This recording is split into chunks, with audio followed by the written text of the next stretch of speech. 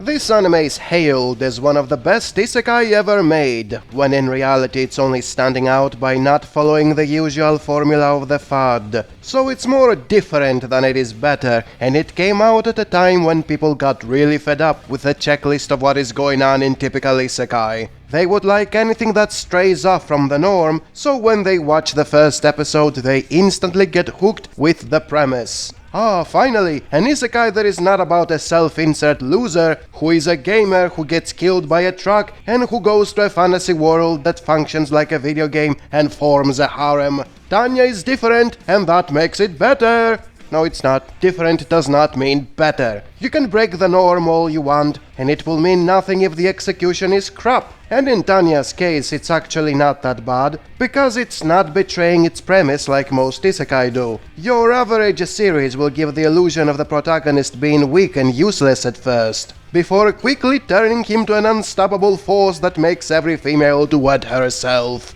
The protagonist here doesn't magically change when he gets isekai'd. He was successful on our world, and he remains successful on the other world. Or should I say she, because he gets reincarnated as a girl? Oh, such a subversion. He's no longer male, in the same way the slime isekai is a subversion because he becomes a slime. Or the spider isekai is a subversion because she becomes a spider. And let's not forget the other bullshit where they become vendor machines and hot springs. Non-subversions aside, the concept of transforming the protagonist is supposed to be done for powering down what he can do in the other world. It's an illusion for making you think he's being punished instead of rewarded, although it is quickly proven to not be a problem because he levels up ridiculously fast and becomes overpowered anyways.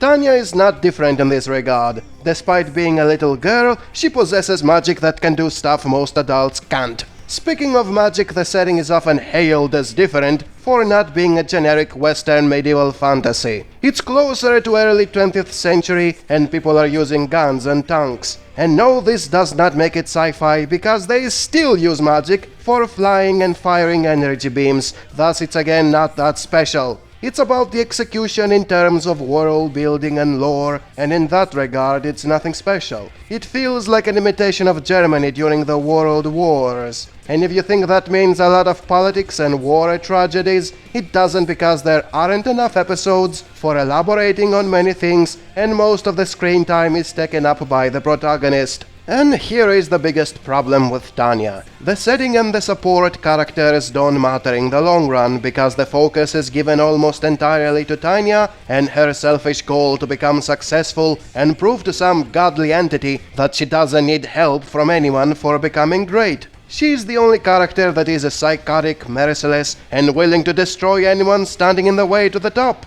Everyone else is just average people who don't do something significant and become forgettable early on. Therefore, the setting goes to waste since its people and locations are there just as a personal playground for the main character. The world could have been medieval China or some futuristic base on the Andromeda Galaxy, and the result would be the same. That's a big no-no when it comes to good writing. The fact that it's also a short series and an incomplete adaptation doesn't even give you a twist or a solid finale. You are left wondering if Tanya remains undefeatable, or if she reevaluates her way of thinking, or if that god thing does anything to stop her, or if someone else does something worthwhile for a change.